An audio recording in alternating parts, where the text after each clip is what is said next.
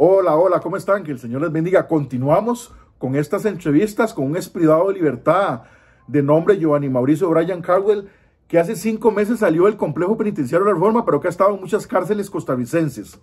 Quiero aclarar que Rafael Ángel García Cordero está haciendo esta entrevista como ciudadano costarricense, no como presidente de la asociación Ayudando al Privado de Libertad y sus familias, porque yo renuncié a trabajar en la asociación desde el 6 de abril del 2021 por problemas de salud, de los cuales, ¿verdad?, me tienen en mi casa de habitación aquí en Higuito Desamparados. Estoy con Giovanni. ¿Cómo estás? Que Dios te bendiga. Muchísimas gracias. Giovanni y yo compartimos muchos años, ¿verdad? Nos conocimos en el sistema penitenciario costarricense cuando yo estaba preso y estuvimos en mediana abierta, mediana cerrada, máxima seguridad. Estuvimos en la cárcel Carlos Luis Fallas. Hemos estado en varios lugares y hoy en día estamos los dos en mi casa totalmente libres, ¿verdad? Él cumplió su condena, ¿verdad? Y yo me encuentro bajo beneficio. Pero queremos hablar como dos exprivados de libertad. Usted totalmente en libertad y yo bajo beneficio. Pero queremos contarle al pueblo costarricense qué es lo que se vive detrás de los portones de una cárcel. Porque mucha gente no lo cuenta por temor, por vergüenza, etcétera. Pero debemos de decirle a usted, ciudadano costarricense, qué es lo que pasa detrás de los portones del complejo penitenciario Jorge Arturo Montero Castro, conocido como La Reforma. Ya hablamos de de máxima seguridad, de mediana cerrada, de mediana abierta. Hablamos de la policía penitenciaria cuando golpean a un privado de libertad o cómo trabajan la policía penitenciaria. Hay familias enteras trabajando en la policía penitenciaria. Yo me puedo encontrar en la cárcel al papá, al hijo, al tío, al primo de una misma familia trabajando, a la esposa trabajando como policía penitenciaria en la misma cárcel. Por supuesto, lo que sucede en esas cárceles eso es como un monopolio, entonces. Es un gran monopolio. Pero supuestamente Actación Social y el Ministerio de Justicia dice que los monopolios no son permitidos dentro de las cárceles, pero hay familias completas trabajando en el sistema penitenciario costarricense. Les voy a contar esta historia. En el 2014 hubo tortura dentro de máxima seguridad. Más de 30 recursos de amparo fueron presentados en el 2014 y se demostró que se estaban torturando los privados de libertad de máxima seguridad. Y cuando el privado de libertad quería quejarse con el inspector de máxima seguridad, tenía que hacerlo con el supervisor y resulta que eran hermanos. Y si quería quejarse con el jefe general de la Reforma, era el papá de estos dos privados de libertad.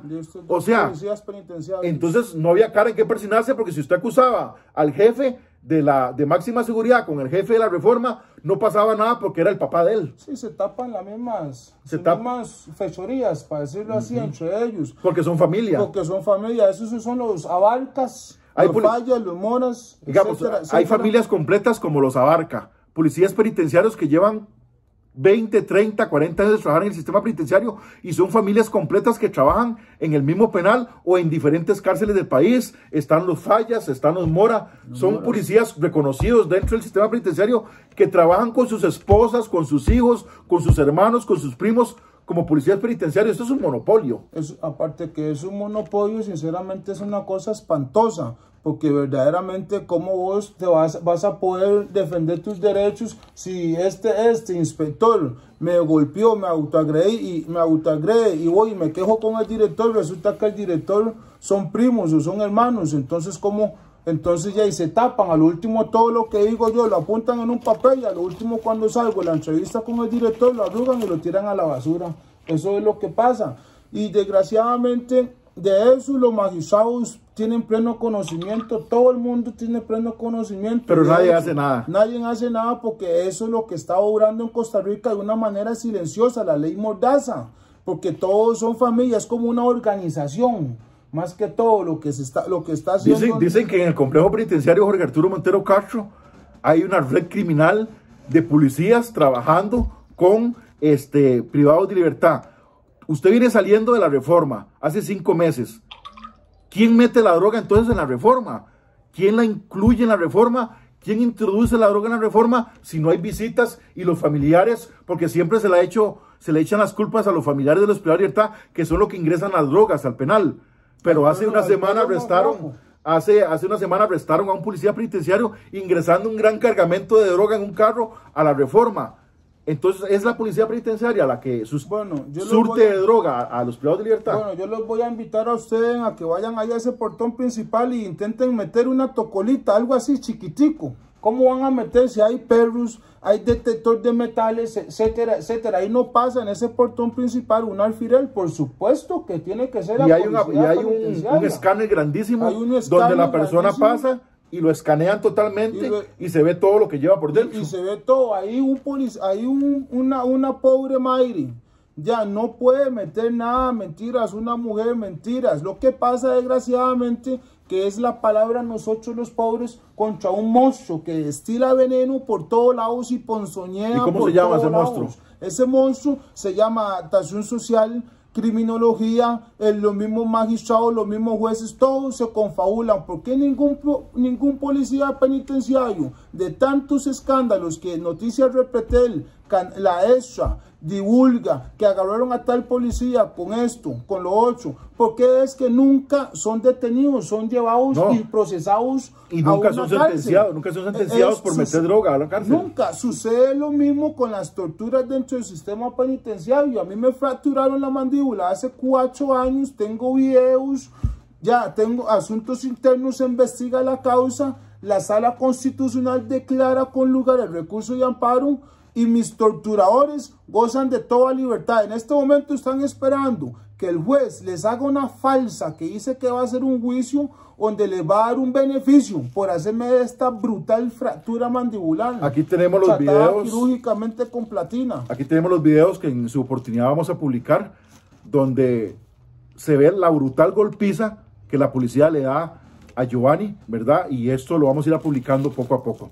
Vamos a seguir hablando de la decadencia del sistema penitenciario, sobre todo en el complejo penitenciario de la Reforma. ¿Qué piensa usted, Giovanni, como privado de libertad que viene saliendo de la cárcel? Porque quiere decir que entonces usted conoció a muchos funcionarios que están siendo señalados ahorita por corrupción, como el director general de la Reforma, que fue ahorita destituido como director general de la Reforma porque supuestamente es parte de una red criminal y está siendo investigado. Pero resulta, Giovanni, que lo destituyen como director de la Reforma, pero lo mandan como director de la unidad de admisión de San Sebastián hoy en día. ¿Qué piensa usted de eso? Ya le dan un premio, le dieron un premio a él. ¿Por qué? Porque a él no lo pueden sacar de raíz de adaptación social, porque él conoce todos sus amiguitos de esa organización, él también conoce todos sus sapos sucios. Entonces, de alguna manera le dicen, mira, bueno, ya te dieron color aquí, entonces vaya aquí, ahora. Es como decirle a un policía penitenciario, bueno, fuiste agarrado con droga en la Reforma, váyase ahora a trabajar a la cárcel de Limón. O sea, siga vendiendo droga y metiendo droga a los penales que usted tiene permiso. Ahora no lo haga aquí en la Reforma, vaya a hágalo a la cárcel de Limón. Etcétera, etcétera. Y así sucede. Vea, esta mujer, Yamile Valverdis, de Pérez de León, fue sorprendida, los mismos privados de libertad con audios, etcétera, todo. Diario La Extra hizo una gran investigación, incluso estuvo hasta presa, estuvo hasta detenida en la cárcel de adulto mayor. Vea, ahí en un campito los privados de libertad se quejaron porque ella solamente pasaba ahí encerrada con la otra directora contándose en chismes.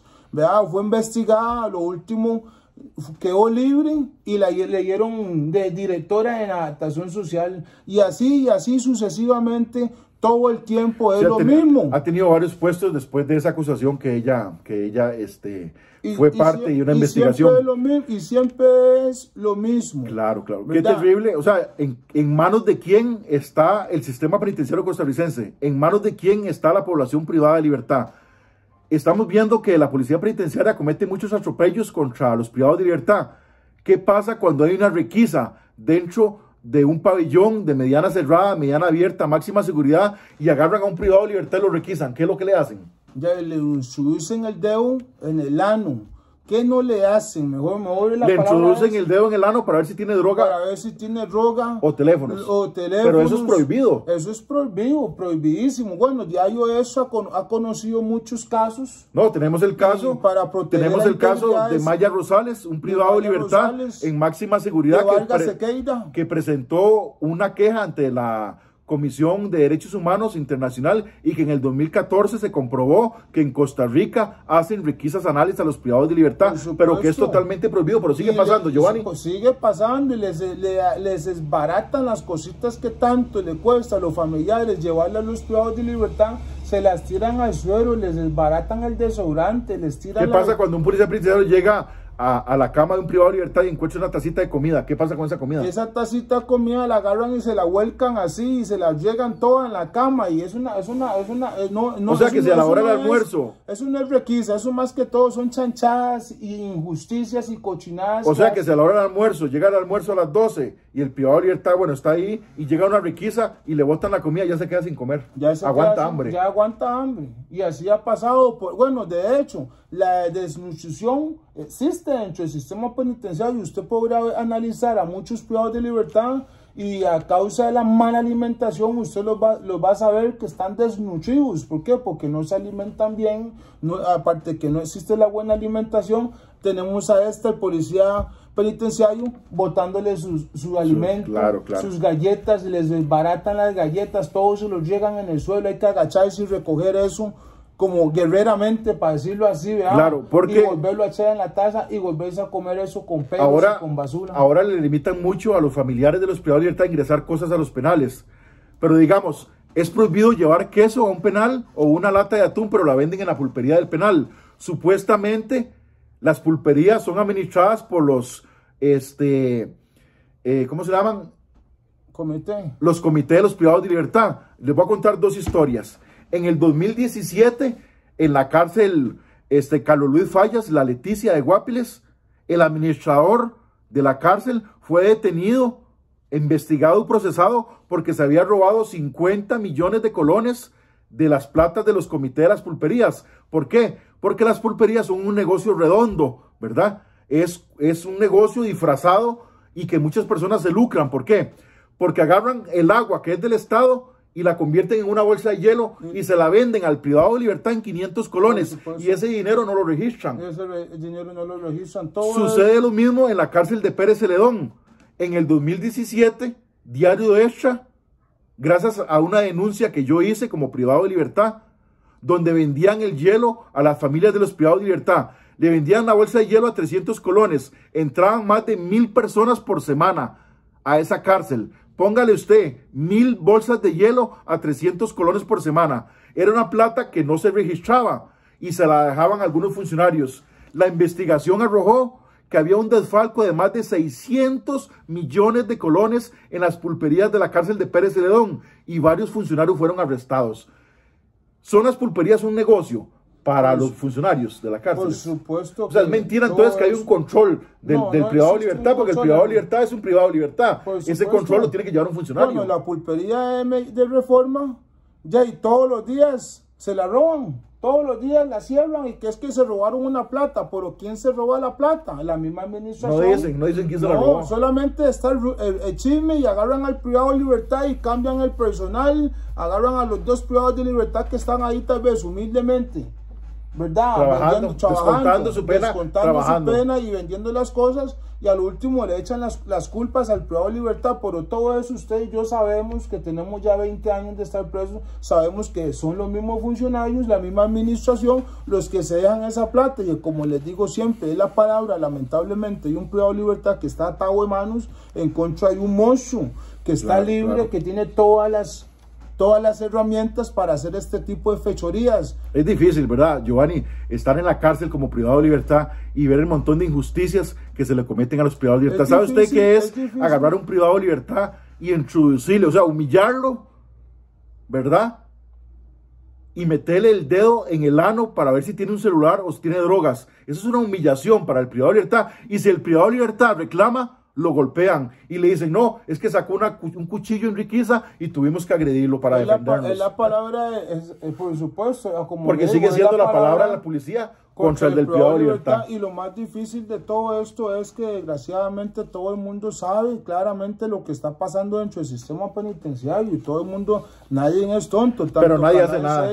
Canal 7, todos los medios de comunicación, Diario La Eso, a todos. ¿Le importa a los medios de comunicación costarricenses lo que pasa dentro de las cárceles costarricenses? No les importa, ni a los magistrados, ni a nadie. Todos, yo siento de todo corazón, y disculpe la palabra, pero todos están confabulados para hacer del privado de libertad un negocio, ¿verdad? Un mercadeo, una riqueza, enriquecerse, para decirlo así. Y desgraciadamente tenemos que aceptar que ante los ojos de Dios, ¿verdad?, todas las cosas poco a poco van a ir saliendo a la luz. Claro. Y nos vamos a dar cuenta que verdaderamente en el sistema penitenciario de adaptación social tiene ya 20, 30 años de estar con la misma receta que el privado de libertad, ya el privado de libertad ya tiene una celda, ya tiene pabellones, ya tiene su seguridad. Deberían soltar un poco al privado de libertad con ese argumento tan poco fundado, ¿verdad? Claro. Y buscar verdaderamente proyectos adecuados para el privado de libertad, para que el privado de libertad pueda ser reinsertado y dejar esa mañita, ese argumento tan patético, tan pobre, que estamos, el privado de libertad, esto. Estamos en una entrevista como dos ciudadanos costarricenses, como dos privados de libertad, que le estamos narrando a usted lo que se vive dentro de las cárceles costarricenses.